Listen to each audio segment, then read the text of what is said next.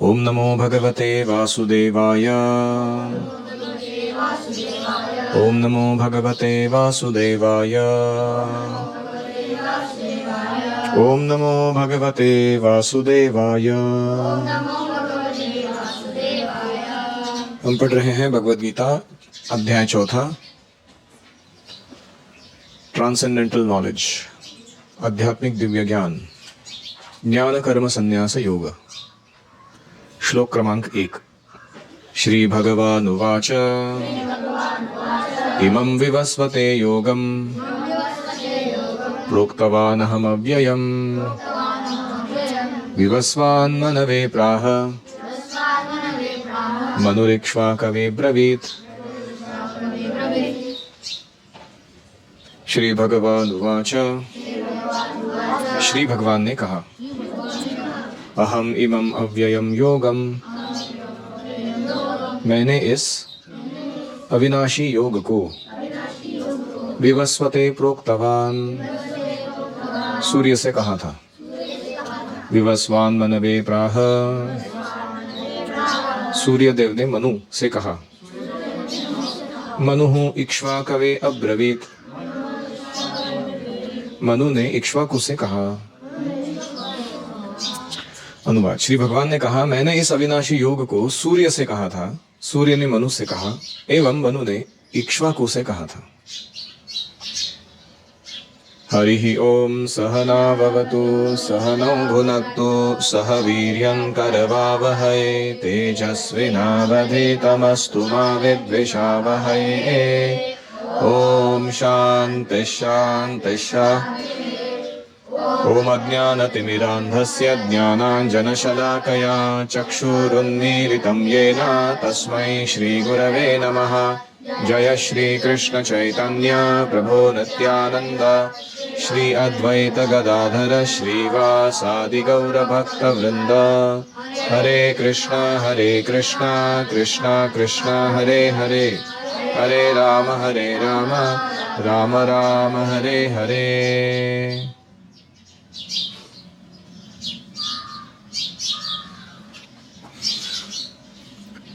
तो आज हम भगवद गीता के इस चौथे अध्याय की शुरुआत करते हुए, इसका हमने एक्रोनिम कल देखा था।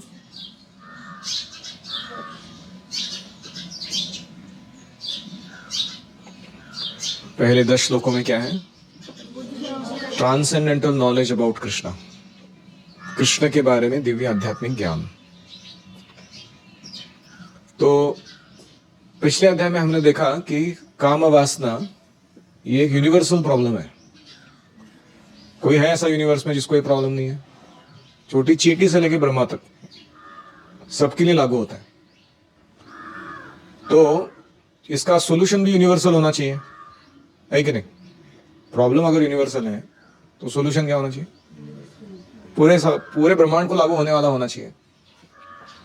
तो ये जो यूनिवर्सल सॉल्यूशन है, इसको प्रदान करने के लिए भगवान ने यूनिवर्सिटीज बनाए हैं। उनका नाम है परंपरा। उस परंपरा के द्वारा भगवान दिव्य ज्ञान को प्रदान करते हैं, जिससे हम काम के वशीभूत ना हो, भगवान के प्रेम में प्रगति करें। और ये कब से है यूनिवर्सिटीज? सिंस टाइम इमेमोरियल, अनादिकाल से चलती आ रही है। अभी इस ब्रह्मांड की निर्मिति के समय हो सकता है कि कुछ अभी परंपरा अस्तित्व में आ रही हो, लेकिन हर एक ब्रह्मांड में अनादिकाल से अलग अलग रूप से भगवान इस परंपरा को जीवित रखे हैं, ताकि लोगों को ज्ञान प्राप्त हो। तो इसलिए पहले जो 3 श्लोक हैं, ancient origins of Bhagavad Gita, कि भगवद गीता कितनी प्राचीन है और ये कितनी universal and time, not time bound जिसको कहते हैं। ये देश काल स्थिति के द्वारा बांधी नहीं गई है। ये ज्ञान जो है वो ये यूनिवर्सल है, सब समय सब जगह पर सब व्यक्तियों के लिए लागू होने वाला ज्ञान है। इसका वर्णन भगवान कर रहे हैं। तो कैसे भगवद गीता अपौरुषेय है, ह्यूमन ओरिजिन नहीं है उसका, किसी मनुष्य के द्वारा नहीं दी गई है। कैसे it is beyond being dated, उसके ऊपर हम ठप्पा नहीं लगा सकते। ये डेट पे दिया गया, and it never becomes outdated. इतना ही नहीं है, ज्ञान कभी कालबाह्य नहीं होता। जैसे कभी कभी हम साइंस में देखते हैं ना, कुछ थ्योरीज होते हैं, कुछ समय के लिए चलते हैं, फिर बाद में आउटडेटेड हो जाते हैं वो थ्योरी। बोलते पहले हम ऐसा मानते थे, अभी वो सच नहीं हो, अभी दूसरा कुछ निकाल लिया हमने नया थ्योरी आया है। ऐसा भगवद गीता के साथ नहीं होता। So what are the 6 characteristics of Bhagavad Gita that we are going to study? How it's a universal solution to the universal problem. Second, what is the history of Bhagavad Gita, ancient origins. Third, कैसे वो अपौरुषेय है, ह्यूमन ओरिजिन नहीं है उसका। चौथा, how it is beyond being dated, इसके तारीख नहीं लगा सकते इसके ऊपर। हम कहते हैं कि मोक्षदा एकादशी के दिन 5124 वर्ष पूर्व जो भी कुरुक्षेत्र के युद्ध में भगवदगीता पहली बार प्रकट हुई। पहली बार प्रकट नहीं हुई वो तो पुनर्जागरण किया गया उस नॉलेज का, वो पहले से अस्तित्व में है। And how fifth, it is never becomes outdated. Bhagavadgita कभी भी कालबाह्य नहीं होगी। हाँ, no expiry date on Bhagavad Gita. और छठा हम देखने जा रहे हैं कि how it is duty of everyone to preserve and propagate this knowledge. हर एक का कर्तव्य है इस ज्ञान को रक्षा करना और इसको दूसरों को प्रदान करना। तो ये सारी बात अभी इन 3 श्लोकों में प्रभुपाद लिखेंगे। कृष्ण जो बोल रहे हैं उसके आधार पर तात्पर्य के रूप में। तो चैप्टर 3 क्या था? निष्काम कर्म योगा इन टर्म्स ऑफ यज्ञ, यज्ञ अर्थात कर्मणः। चैप्टर 4 क्या करता है? उसको एक्सपांड करता है। हाउ टू परफॉर्म निष्काम कर्म योगा विथ ज्ञान, ज्ञान के साथ करना है। एंड व्हाट टाइप्स ऑफ यज्ञ, कौन से प्रकार के यज्ञ में तुम भाग ले सकते हो, उसका भी वर्णन करेगा। तो पिछले अध्याय में हमने देखा था कि लस्ट कवर्स एंड पनिशेस और मेक सफर ऑल जीवस। काम क्या करता है? सबको आवृत्त करता है और उनको दुख प्रदान करता है। अभी इस अध्याय में हम देखेंगे कि कैसे प्रैक्टिस ऑफ कर्म yoga with knowledge of Krishna helps uncover and become happy. Krishna का दिव्य ज्ञान प्राप्त करके कर्मयोग का आश्रय लेकर व्यक्ति कैसे इस काम से अपने आप को दूर कर सकता है, अनावृत्त कर सकता है, और कैसे वो दुख से मुक्त हो सकता है, उसका वर्णन कृष्ण करेंगे। कनेक्शन समझ में आ रहा है तीसरा और चौथे अध्याय का? तो प्रभुपाद जी लिखते हैं,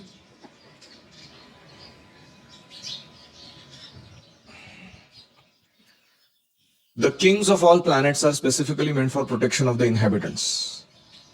हर ग्रह का जो मुख्य अधिकारी राजा होता है, उसकी जिम्मेदारी है कि उसके सारे ग्रह के वासियों का वो रक्षण करें। Therefore, royal order should understand the science of Bhagavad Gita to protect citizens from lust. राजर्षियों को खास करके सीखना चाहिए भगवद गीता का ज्ञान, अपने प्रजा का काम से कैसे रक्षण किया जाए इसके लिए। So what is the connection of Kama and Bhagavad Gita? Kama is the disease and Bhagavad Gita is the cure. Medicine, yeah, medicine. तो जो बचपन से भगवद गीता पढ़ता है ना अच्छे से, उसको आगे जाके जब काम सताएगा टीनेज में आने के बाद, तो वो उसके साथ बहुत अच्छे से संघर्ष कर सकता है। उसके पास शक्ति होती है कि उस काम को परास्त कर सके। लेकिन हम भगवद गीता नहीं पढ़ेंगे छोटी उम्र में, तो जब बाद में हमारे ऊपर काम वासना के आवेग होंगे, अटैक होंगे, तो हम उसका हमारी बुरा हाल हो जाएगा। और प्रभुपाद कहते हैं कैसे बचाना है लोगों को, तो 3 फॉर्मूला बताते हैं, एजुकेशन, कल्चर एंड डिवोशन। कैसे बचाना है लोगों को काम वासना से? राजर्षियों ने क्या करना चाहिए? तो एक है फादर, एक है राजा, और तीसरा है टीचर। ये तीनों का बहुत बड़ा रोल है इसमें, पिता का, राजा का और शिक्षक का। क्या रोल है कि अपने जो भी डिपेंडेंट्स हैं उनको काम से बचाना है। काम वासना प्रबल है, बहुत अटैक करेगी वो अलग अलग रूप से, और उनको रक्षण करना है, अपने बेटे का, अपने प्रजा का, अपने शिष्यों का। और इसके लिए फॉर्मूला क्या है? कैसे रक्षण करेंगे वो? तो प्रभुपाद कहते हैं 3 चीजों करो। एक है एजुकेशन, अभी आप बैठ के सुन रहे हो, ये क्या है? Education. We are educating you properly. ऐसा कोई स्कूल में पढ़ते हो आप ये सब नॉलेज? नहीं। ये मेन पॉइंट है गुरुकुल का, जो किधर भी उपलब्ध नहीं है। यूनिवर्सल प्रॉब्लम का यूनिवर्सल सॉल्यूशन कोई नहीं दे रहा। तो ये है पहला, एजुकेशन, प्रशिक्षण। दूसरा है कल्चर, एक विशिष्ट संस्कृति को आयोजित करना जिसमें काम का अटैक होने की संभावना कम हो जाए, और साथ में जब अटैक हो तो उसको कैसे डील करना है, उसका जो प्रत्युत्तर है वो तय रहे। तो इसको कहते हैं कल्चरल इंजीनियरिंग। आपने मैकेनिकल इंजीनियरिंग, सिविल इंजीनियरिंग सुना रहेगा। ये क्या है? कैसे कल्चर बनाना है, संस्कृति को बनाना है। जैसे हमारे गुरुकुल में कल्चर कैसे बनता है?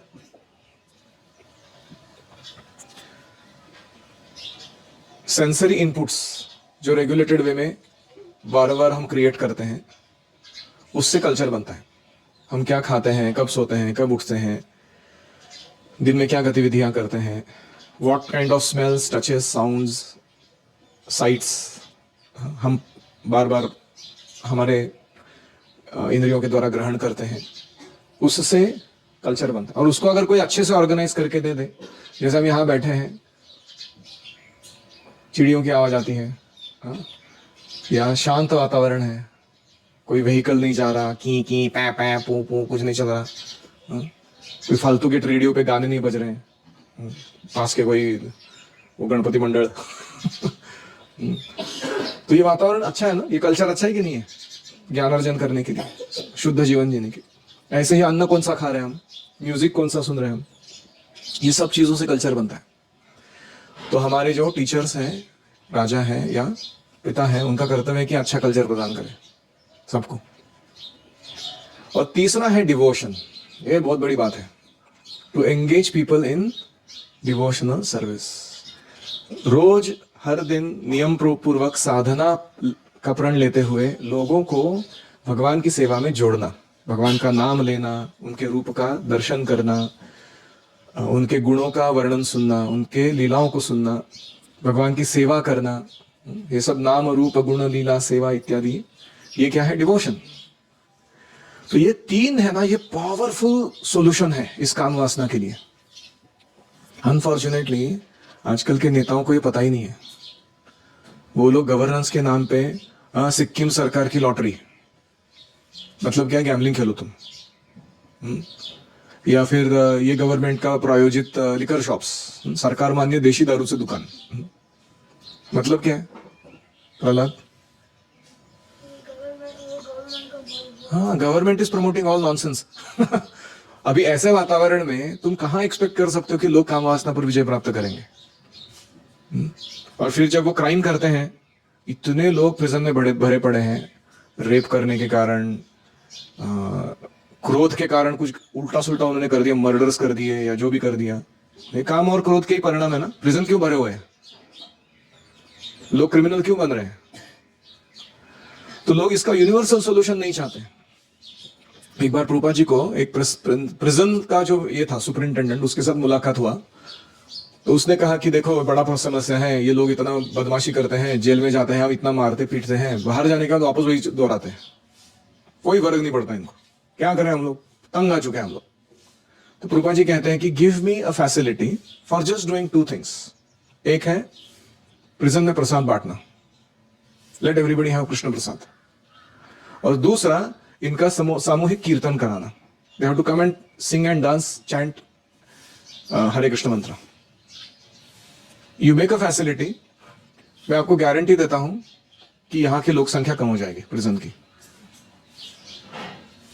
अब प्रभुपाद जी कोट करते हैं वाल्मीकि का उदाहरण, पहले कैसे वो रत्नाकर नाम का रॉबर था, या जो भी बहुत सारे उदाहरण देते हो। This is the secret. तो I will think about it, ऐसा वो स्ट्रैटेजिक जवाब देता है वो। ना बोलना होता है तो क्या कहते हैं लोग? सोच के बताता हूं। मतलब क्या है? नहीं, मैं नहीं करूंगा।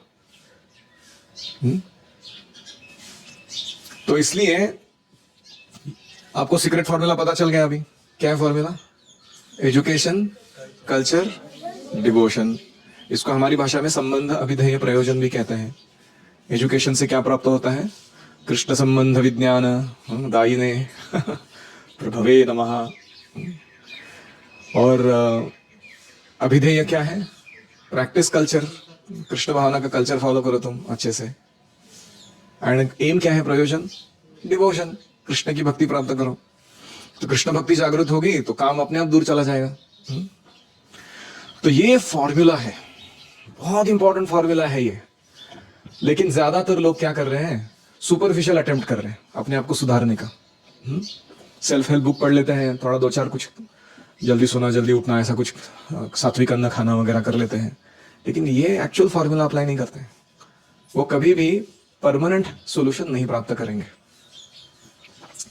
जैसे एक व्यक्ति था, उसको इचिंग होता था, और रिंग वर्म या कुछ तो आता ना, फंगस जैसा खुजलाता रहता था बार बार। कंडू यानी न करयोरी व दुख दुखम, बार बार खुजलाता रहता था वो। तो डॉक्टर के पास गया, डॉक्टर ने ऑइंटमेंट दिया, मलम पट्टी करने, मलम दिया, ये लगाते रहो। तो जब भी आता था लगाता था, थोड़ा देर चला जाता था, वापस आ जाता था, दूसरे पार्ट पे आता था, इधर आता था, इधर आता था, इधर, और वो खुजला रहा है सब जगह अजीब तरीके से। तो दूसरा उसने डॉक्टर चेंज किया, एक बार बोला ये क्यों जमने रहे हैं। उसने जाके एक दूसरा आयुर्वेदिक डॉक्टर को देखा, उसने बोला तुम्हारा ब्लड ना इम्प्योर है, रक्त अशुद्ध हो गया तुम्हारा, उसके कारण तुमको ये बार बार रिपीट हो रहा है। हाँ, तुम ये मेरे जो बताए हुए काढ़ा है या जो भी वो सब पियो, रक्त शुद्ध होने के बाद ये फूंसियां आना, फोड़े आना, वो सब बंद हो जाएगा तुम्हारा। तो उसने वो ऐसा परमानेंट रूट कॉज पे जाके ले लिया मेडिसिन, वो क्योर हो गया परफेक्ट। तो ऐसे ही हमको काम वासना सता रही है। यन्मैथुनादि गृहमेधि सुखम हेतुच्छम कंडू यनेन करयोरिव दुःख दुःखम तृप्यन्ति नेह कृपणा बहु दुःख भाजाम कंडूति वन मनसिजम विषहेत धीरः। तो ये मैथुनादि सेक्स लाइफ के साथ चालू होने वाला जो समस्या है वो बहुत लंबा चौड़ा चलता है, आसानी से क्योर नहीं होता वो। लेकिन उसका सोल्यूशन यहां देते हैं प्रभुपाद, और इसीलिए हमें इस ज्ञान को ग्रहण करना है गंभीरता से। फिर प्रभुपाद आगे लिखते हैं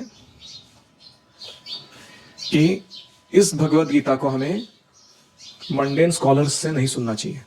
इतने भगवत पे परपोर्ट देने वाले लोग हैं, लेकिन वो परंपरा में नहीं है।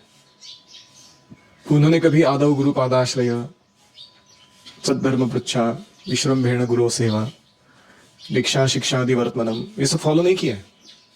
बस उनको अपना एक खुद का मत रखना था, तो भगवद गीता का आश्रय लेके अपना मत लोगों के पास पहुंचा रहे, क्योंकि भगवद गीता फेमस है, लोग खरीद लेते तुम्हारा पुस्तक। तुम अपना बड़बड़ करोगे तो कोई खरीदेगा नहीं तुम्हारी पुस्तक।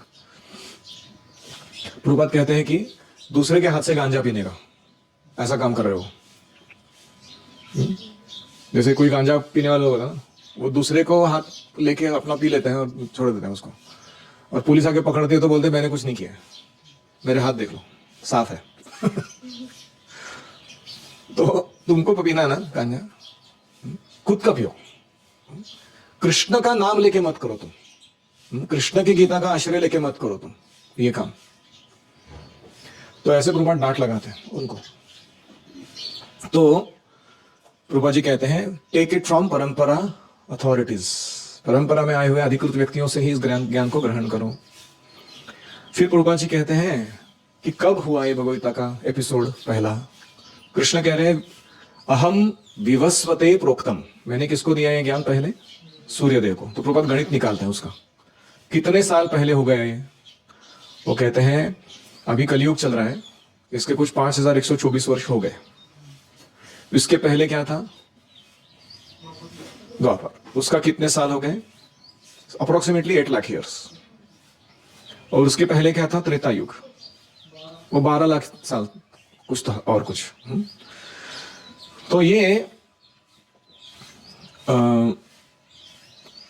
मनु जो है वो भगवद गीता जब अपने महाराज इक्ष्वाकु को बोले, महाराज इक्ष्वाकु पृथ्वी के प्लैनेट के राजा है, और मनु महाराज जो है वो सारे मानव जाति पर राज्य करने वाले राजा है। तो ये एपिसोड हुआ कुछ 20 लाख साल पहले, त्रेता युग की शुरुआत की बात है ये, कि मनु ने इक्ष्वाकु को भगवद गीता कही। तो कितने साल हो गए? 20,05,000 वर्ष हो गए अप्रोक्सीमेटली। अभी अगर हम निकालने जाएंगे कि मनु इक्ष्वाकवे अब्रवीत, तो पता चला विवस्वान मनवे प्राह, वो पता करना है अभी कि सूर्य ने कब बोला इनको। तो करंट मनु का जो जीवन है वो कुछ 3,053 लाख वर्ष का है। तो अगर उसमें से 1,204 लाख वर्ष बीत चुके हैं, तो ऐसा करते हैं कि मनु का जो जन्म टाइम है ना, उसके अप्रोक्सीमेट करते हैं हम। तो उसके अराउंड अगर बोला जाए तो विवस्वान ने कब बोला इसको? 1,204 लाख वर्ष पहले भगवद गीता को बोला। किसको? मनु को। अभी अहम विवस्वते प्रोक्तम, कृष्ण बोल रहे कि मैंने विवस्वान को बोला। उसका हिस्ट्री निकालने जाओगे तो बहुत मुश्किल है, वो कब बोला रहेगा वो। इसलिए प्रभुपाद कहते हैं कि विल नॉट गो देयर, लेकिन इतना तो गारंटेडली बोल सकते हैं 1,204 लाख वर्ष पूर्व भगवदगीता अस्तित्व में थी। The fact is that it is eternal. वास्तविकता तो यह है कि भगवदगीता क्या है? शाश्वत है। वैसा नहीं कि कभी बोला गया था इस समय पर सिर्फ। तो इसलिए ऐसा ज्ञान जो इतना पुरातन हो, अभी तक हमें मिल रहा हो, उसकी विशेषता है कि नहीं है? तो हमें इसे बहुत गंभीरता से ग्रहण करना है। और ये भी हमको नोट करना चाहिए कि भगवदगीता को जनरली क्षत्रियों को क्यों दिया जाता था? ये सारे क्षत्रिय लोग हैं ना। इक्ष्वाकु कौन है? मनु महाराज कौन? उसके पहले विवस्वान कौन है? ये सारे क्षत्रिय हैं। क्यों? यहाँ यदि आचरति श्रेष्ठ, क्योंकि राजा अगर पालन करेगा भगवद गीता को, प्रजा तो अपने आप पालन करेगी। क्यों नहीं करेगी वो? इसलिए यहां वहां हाथ नहीं मारना है। Catch the big fish. जो सोसाइटी का सबसे बड़ा लीडर होता है उनको ही पकड़ के भक्त बना दो तुम। उनको बोलो भक्ति पालन कीजिए, भगवद गीता अध्ययन कीजिए। तो इसलिए दिस इज प्रीचिंग फॉर्मूला। और फिर उसके आगे कहते हैं कि ये भगवदगीता अपौरुषेय है, सुपर ह्यूमन। इसका कोई मानव निर्मिति नहीं हुआ है। ये कालबाह्य है, कालातीत है। ये कभी कालबाह्य नहीं होती, ये कालातीत है और ये मनुष्यों के द्वारा निर्माण नहीं की गई है। तो इसलिए हमें भगवदगीता को एज इट इज स्वीकार करना चाहिए। हमको अपना तिकड़म तर्क लगा के इसको नहीं पढ़ना चाहिए। तो क्यों कृष्ण ये सारा ट्रेडिशन बता रहे हैं इतना लंबा? हाँ, अर्जुन के हृदय में फेथ बढ़ाने के लिए, उसकी श्रद्धा बढ़ाने के लिए। अभी तुमको लग रहा है ना ये सुनने के बाद कि माय गॉड, ऐसा नॉलेज हमको मिल रहा है, ऑटोमेटिकली योर फेथ इंक्रीजेस। तो कृष्ण भी चाहते हैं कि अर्जुन के हृदय में ये फेथ बढ़े कि मुझे जो अभी कृष्ण ज्ञान देने जा रहे हैं वो इतना प्राचीन, इतना सनातन, इतना शुद्ध और इतना पावरफुल, इफेक्टिव नॉलेज है, प्रभावशाली है। इसको इतने बड़े बड़े राजाओं ने इसको यूज किया अपने लाइफ में, तो मुझे इसको बहुत गंभीरता से ग्रहण करना है। तो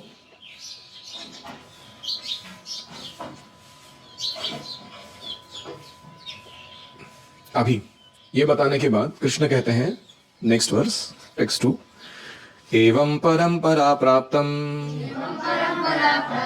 इमं राजर्षयो विदुः सकाले नेह महता योगो नष्टः परंतप। परंतप, हे अर्जुन, शत्रुओं को ताप देने वाले। एवं परंपरा प्राप्तम, इस प्रकार परंपरा से प्राप्त।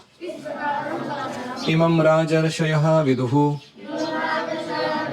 इस योग को राजर्षियों ने जाना। महता कालेन, बहुत समय के पश्चात। स योगः, वह योग पद्धति। इह नष्टः, इस लोक में नष्ट प्राय हो गई। अनुवाद, हे अर्जुन, इस प्रकार परंपरा से प्राप्त इस योग को राजर्षियों ने जाना, परंतु बहुत समय होने से वह योग इस लोक में नष्ट प्राय हो गया। तो एवं परंपरा प्राप्तम, ये नॉलेज को कहां से प्राप्त करना है? परंपरा पद्धति के द्वारा। जैसे मैंने प्रभुपाद जी से सुना या मेरे गुरु महाराज से सुना या अन्य भक्तों से सुना, फिर मैं आपको वही रिपीट कर रहा हूँ, आप मेरे से सीख रहे हो, आप जाके इसको अपने बेटों को, बेटियों को या शिष्यों को आगे जाके सुनाएंगे। और फिर वो अपने सबऑर्डिनेट्स को सुनाएंगे। इसको क्या कहते हैं? एवं परंपरा प्राप्त। सिखाओगे ना आप? एवरीबडी, हर एक जन सिखाओगे? नहीं सिखाओगे? खुद सुनोगे तो सिखाओगे ना। तुम अगर ध्यान से नहीं सुन रहे हो तो कैसे सिखाओगे तुम? और खास करके नोट्स नहीं बना रहे हो तो, क्योंकि तुम्हारा मेमोरी इतना पावरफुल नहीं है, इसलिए नोट्स इंपॉर्टेंट है। अभी जो तुम लिख रहे हो वो बाद में तुम वैसे के वैसे रेफर करके बता सकते हो अगर तुमको नहीं समझ में आ रहा था तो इसलिए एवं परंपरा प्राप्त। इमम राजर्षयो विदु, ये राजर्षियों को खास करके बताई जाती है। राजा और ऋषि दोनों कंबाइंड होता है ना, जिसके फॉर्म में किंग एंड सेंट दोनों है, वो उसको क्या कहते हैं? राजर्षि। उनको खास करके बताना चाहिए। और ये क्या हुआ? ये अगली reality of this material world क्या है? सकाले ने हमहता नष्टः योगः। इस जगत का एक डिजीज है फॉरगेटफुलनेस, विस्मरण। अच्छी चीजें लोगों को याद नहीं रहती, वो विस्मृत हो जाती है। दिस इज द डिजीज, सबको है ये हम सबको प्रॉब्लम है कि हमारे प्रति जिसने कुछ अच्छा किया है ना, वो याद नहीं रहता। हो बुरा कुछ किया तो बहुत देर तक याद रहता है, ये जो अच्छा किया याद नहीं रहता। तो ये जो विस्मरण है, इसके कारण क्या होता है? बार बार ये परंपरा ह्रास हो जाता है, इसका नष्ट प्राय हो जाती है, ये ज्ञान सब तितर बितर हो जाता है। फिर पुनः कृष्ण वापस आते हैं या अपने रिप्रेजेंटेटिव को लेके आते हैं कोई, और उसके थ्रू वापस इस ज्ञान को जागृत कर देते हैं। इतने सारे आचार्य आते हैं बारंबार। तो परंपरा क्या करती है? हमें दो चीजें देती है, फैसिलिटी एंड रिस्पॉन्सिबिलिटी। पहले तो परंपरा हमें एक सुविधा प्रदान करती है कृष्ण को जानने के लिए, अपने जीवन को संवारने के लिए। और उसके बाद वो क्या देती है हमें? रिस्पॉन्सिबिलिटी। हमें जिम्मेदारी सौंपती है परंपरा, भैया तुमको भी आगे पहुंचाना है, ये जिम्मेदारी है तुम्हारा। तुम फुकट में नहीं सीख रहे हो, यहाँ पे दक्षिणा क्या है इसके लिए? आगे बताओ, दूसरों को जाके समझाओ इसको। और तुम गुरुकुल बीच में छोड़ के घर चले गए तो कौन बताएगा फिर? बिना सुने ही पूरा भगवता। तो ये जिम्मेदारी है हमारी। तो इसलिए बहुत इंपॉर्टेंट है कि हम रिस्पॉन्सिबली इसको रिप्रेजेंट करें, इस नॉलेज को। और रिस्पॉन्सिबिलिटी का मतलब केवल इतना ही नहीं कि केवल प्रचार करना है, लोगों के पास जाके बड़बड़ करनी है। स्पेशली हमारा उदाहरण, एग्जाम्पल हमको बहुत फाइन ट्यून करना है, क्योंकि लोग तुम क्या बड़बड़ करते हो उसको नहीं सुनते हैं। तुम कैसे रहते हो, कैसे अपना जीवन जीते हो, कैसे तुम व्यवहार करते हो, सेवा देते हो, उसको देखते हैं। तो both ways, precept and example, प्रचार और उदाहरण दोनों सही होना चाहिए। आचार और प्रचार, ये आचार वो आचार नहीं है, मतलब लोणचं नहीं हो। आचार मतलब आचरण, आचरण। तो इसलिए one mistake and masses lose faith. एक गलती करते हैं हम, बहुत सारे लोगों का विश्वास उड़ जाता है। तो we have to be very careful to represent strictly. अभी परंपरा का ज्ञान प्राप्त होने से क्या मिलता है हमको फैसिलिटी? तो पहला तो हमें मिलता है क्लियर विजन ऑफ डेस्टिनेशन। साध्य क्या है वो बहुत अच्छा स्पष्ट रूप से समझ में आने लगता है परंपरा में जुड़ने से। पहले भी हमने खुद भगवद्गीता पढ़ी रहेगी, कुछ समझ में आया था? कुछ क्लैरिटी था? नहीं। दूसरा मिलता है एक्यूरेट रोड मैप। तुम्हारे डेस्टिनेशन को जाने के लिए प्रॉपर जीपीएस सिस्टम मिल जाता है, तुमको रोड मैप मिल जाता है, कैसे जाना है मेरे जीवन में, कहां से कौन से स्टेप्स आने वाले हैं। और तीसरा, यू गेट अ कंपास। तुम्हारे अंदर ऐसे इंस्ट्रक्शंस तुम्हें मिल जाते हैं हृदय में कि तुम उसको कंपास के रूप में यूज कर सकते हो। मैं सही दिशा में जा रहा हूं कि नहीं जा रहा हूं, खुद से समझ में आएगा तुमको। ये परंपरा से जुड़ने का फायदा है। और चौथा चीज तुम्हें मिलती है, you get a clock. Clock मतलब कौन से समय पर तुम मौजूद हो, कितने समय में कितना प्रगति करके कहां पहुंचना है। Estimated time of arrival, ETA। ये मोबाइल नहीं बता रहा हूं मैं, जैसे मोबाइल मिलने पर ये मिलता है ना सारा चीज। You get clear vision of destination, कहां जा रहे हो तुम, मेरे को यहाँ से जाना है Vrindavan, you know, you get accurate road map, you get compass, you get clock. यही एग्जैक्ट फैसिलिटी परंपरा प्रदान करती है। It's such a subtle science. और इसीलिए ये दोनों को हमें अच्छे से यूज करना है, फैसिलिटी को भी, रिस्पॉन्सिबिलिटी को भी अपने लाइफ में। कृष्ण एक वर्ड यूज कर रहे हैं, नष्टः। नष्टः मतलब डिस्ट्रॉइड। टेक्निकली वो शब्द का अर्थ होता है डिस्ट्रॉइड। प्रभुपाद क्या ट्रांसलेट करते हैं? स्कैटर्ड, तितर बितर हो जाना। This knowledge got scattered. तो it's a very strong word.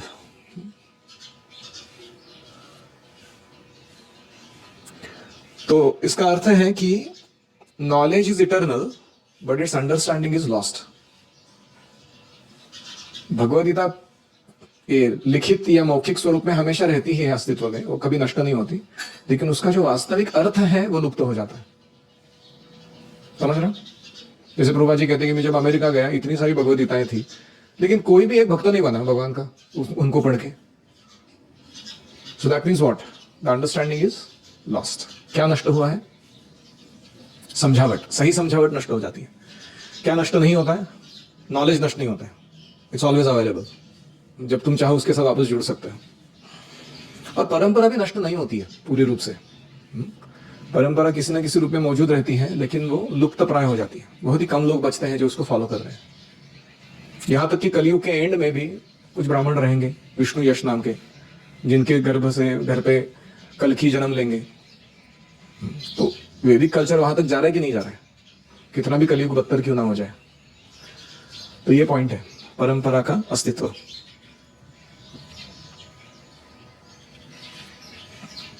तो कृष्ण जो शब्द कह रहे हैं वो कृष्ण की शक्ति है, और उन कृष्ण के शब्दों को पकड़ के कृष्ण के निकट जाना और कृष्ण की सेवा करना, ये सही तरीका है। कृष्ण के शब्द को लेके तोड़ मरोड़ के अपना अर्थ प्रस्तुत करना, ये क्या है? आसुरी प्रवृत्ति है, डेमोनियक एटीट्यूड। जैसे रावण था, सीता को लिया था लेकिन अपने भोग में लगाना चाहता था। लेकिन सीता की स्थिति क्या है? कृष्ण की, राम की सेवा में। तो ऐसे ही हमें भगवद्गीता के साथ पेश आना चाहिए। भगवद्गीता भगवान की शक्ति है। हमें भगवद्गीता का ज्ञान ग्रहण करने के बाद क्या करना है? दूसरों को कृष्ण के साथ जोड़ने में उसको इस्तेमाल करना है, ना कि स्वयं गुरु बन के गुरुगिरी करनी है। तो if you are not coming from bona fide परंपरा और organisation, you are demoniac in short. अनधिकृत रूप से भगवद्गीता का प्रचार करने वाले लोग क्या हैं? आसुरी प्रवृत्ति के हैं, क्योंकि वो लोगों को कृष्ण के साथ जोड़ते नहीं है। ठीक, किसी का कोई प्रश्न है?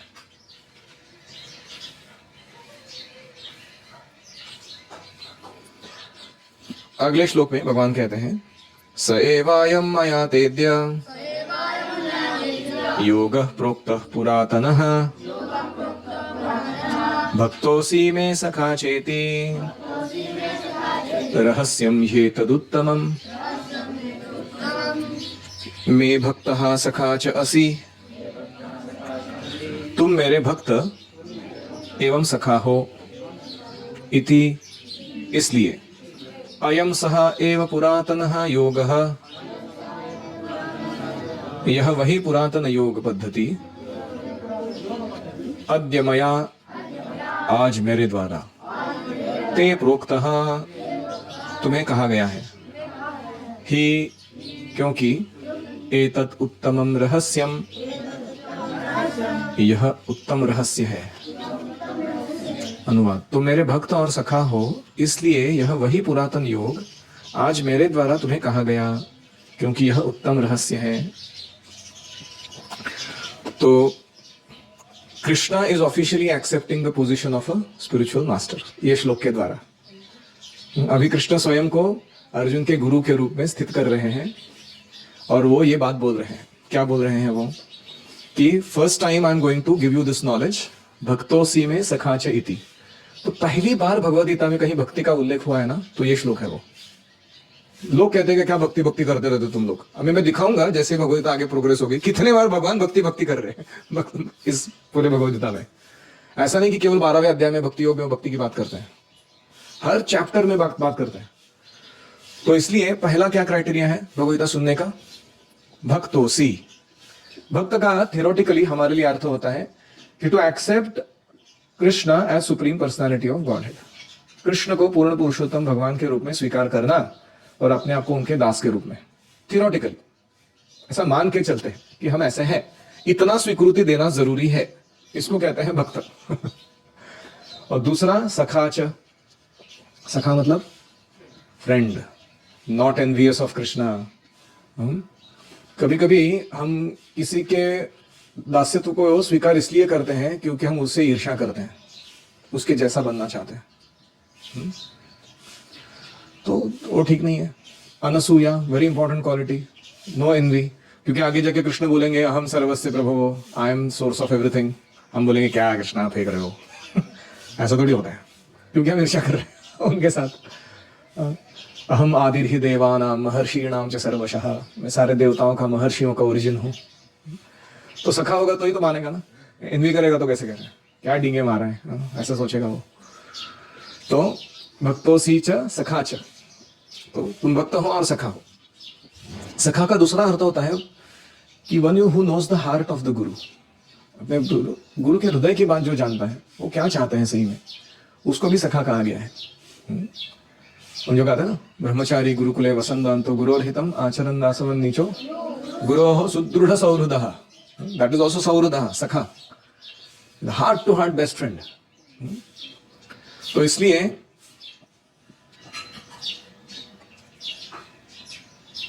अर्जुन सोच रहा है कि मुझे क्यों बनाया जा रहा है, इतना सम्मान मेरा, मैं अभी तुमको ये ज्ञान प्रदान करूंगा जो पहले श्रृंखला टूटी हुई थी उसकी अगली कड़ी में तुमको बनाऊंगा। बाप रे, बड़ा पोजीशन है ये तो अर्जुन पूछ रहा है व्हाई मी? तो कृष्ण कहते हैं आई एम चूजिंग यू, मैं तुमको चुन रहा हूं, because I think that you will not misuse और misrepresent this transcendental knowledge, क्योंकि तुम इसका दुरुपयोग नहीं करोगे और इसको गलत रूप से दूसरों को कभी बताओगे नहीं, ऐसा मुझे पता है, इसलिए मैं तुमको चुन रहा हूं। तो रहस्यम ही एतद उत्तमम, ये क्या है? उत्तम रहस्य है। इंटरेस्टिंग है ना, टॉप सीक्रेट लिखी हुई फाइल है इंडियन गवर्नमेंट की, और वो सबके घर में है। ऐसा होता है कभी? टॉप सीक्रेट फाइल, ये भगवगीता ऐसा है, क्या है? उत्तम रहस्य, टॉप सीक्रेट है तो सबके पास। इस्कॉन हो, गीता प्रेस गोरखपुर हो, इनके दया से सब जगह वो होता है घर में। फिर रहस्य कैसा है ये? तो प्रभुपाद उदाहरण देते हैं कि जैसे हनी का बॉटल है तुम्हारे पास, लेकिन उसका ढक्कन खोलने की अक्ल नहीं है तुमको, तो क्या होगा? तुम क्या बाहर से चाट के अनुभव कर सकते हो बरनी को, उसके कुछ होगा, तुमको पता चलेगा? उसको कोई ढक्कन खोल के देने वाला रहेगा, तभी तुमको समझ में आएगा हनी का टेस्ट क्या होता है। ऐसे ही भगवगीता सबके पास है, उसका वास्तविक स्वाद किसको पता है? जब गुरु खोल के देते हैं ढक्कन, बोलते भैया देख ये ऐसा टेस्ट करता ही है, तो हमको समझ में आने लगता है वाह ये तो बहुत बढ़िया है काम भगवत गीता। तब तक नहीं समझ में आती। तो इसलिए हमें पासवर्ड प्रदान किया जाता है परंपरा में, जब दीक्षा शिक्षा होती है तो, जिससे वो सारे फाइलें खुलती है, कोडेड फाइलें वो सारी, पासवर्ड प्रोटेक्टेड है। और ये पासवर्ड है भक्ति एंड नॉन एनवी। ये जितना हम विकसित करेंगे उतना ज्यादा वो खुल के ज्ञान हमारे हृदय में प्रकट होता जाएगा। ठीक है? तो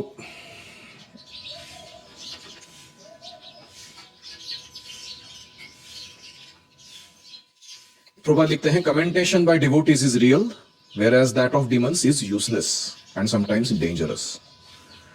भक्तों के द्वारा दिए गए परपोर्ट्स को पढ़ना चाहिए, अभक्तों के द्वारा दिए गए तात्पर्य नहीं पढ़ने चाहिए।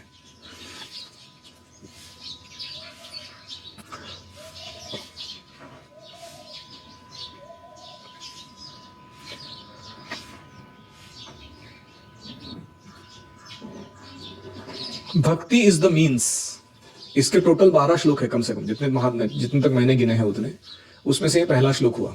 ऐसे 12 श्लोक आगे हम देखेंगे कि bhakti is the means of getting to know Krishna, getting to understand Bhagavad Gita. ठीक, किसी का कोई प्रश्न है?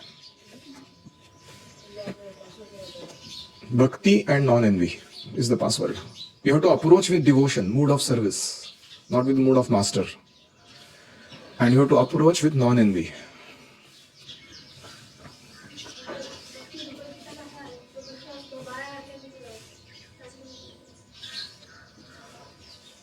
भक्ति अगर गीता का सार है तो 12वें अध्याय में डायरेक्टली क्यों इतना विस्तार से बताया गया है, पहले शुरुआत से ही क्यों नहीं बताते उसको। भगवद गीता का जो ऑडियंस है ना वो डाइवर्स है, उसमें विविधता है। अगर केवल भक्त सुनने बैठ रहे होते हैं वहां युद्ध भूमि पर तो कृष्ण सीधा वही के बात करते हैं, लेकिन कोई लोग हैं वो ज्ञान के, कर्म के, योग के पीछे पड़े हैं, और उनको अगर तुम्हें दिव्य ज्ञान देना है और धर्म के साथ जोड़े रखना है तो उनके इच्छा को पूरा करते हुए तुम्हें प्रस्तुत करना होगा। जैसे हम ब्रिजिंग टॉपिक्स बोलते हैं ना, प्रचार करने जाते हैं तो डायरेक्टली भक्ति बोल नहीं सकते कभी, तो हम क्या करते हैं, ऐसे टॉपिक्स पे बात करते हैं जैसे art of mind control and mind management या प्रायोरिटी मैनेजमेंट, टाइम मैनेजमेंट। तो क्या हम लोग क्या टाइम मैनेजमेंट सिखाने जा रहे हैं लोगों को? नहीं, हम भक्ति के बारे में बताने जा रहे हैं, लेकिन वो सुनने के लिए डायरेक्टली तैयार नहीं है, तो हम उनको एक कैप्सूल में डाल के देते हैं मेडिसिन को, जो वो हजम कर सके। तो ये एक कारण है कि audience is diverse and everybody needs to be connected to Krishna somehow or other. तो इसलिए अलग अलग योग पद्धतियों का वर्णन कृष्ण करते हैं, कर्म योग, ज्ञान योग, अष्टांग योग, तो उनके ऑडियंस को पता चले कि this is a way, bonafide way to connect with transcendence. दूसरा है कि वो हर सेक्शन में, जैसे कर्म के सेक्शन में कृष्ण कहते हैं कि ultimately how to connect this karma yoga to me, ज्ञान yoga to me, Ashtanga yoga to me, ये बोलते हैं। यत् करोषि यदश्नासि यत् जुहोसि ददासि यत् तपस्यसि कौन्तेय तत्कुरुष्व न दर्पणम। तो ये क्या हो गया, कर्मयोग कनेक्टेड टू कृष्ण।